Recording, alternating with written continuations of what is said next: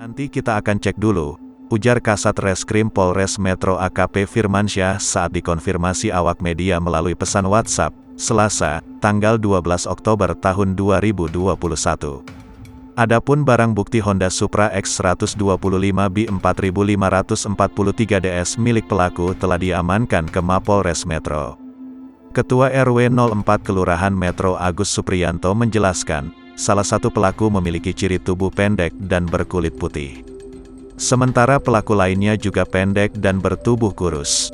Ia menambahkan, warga berharap kedua pelaku segera tertangkap, karena meresahkan masyarakat.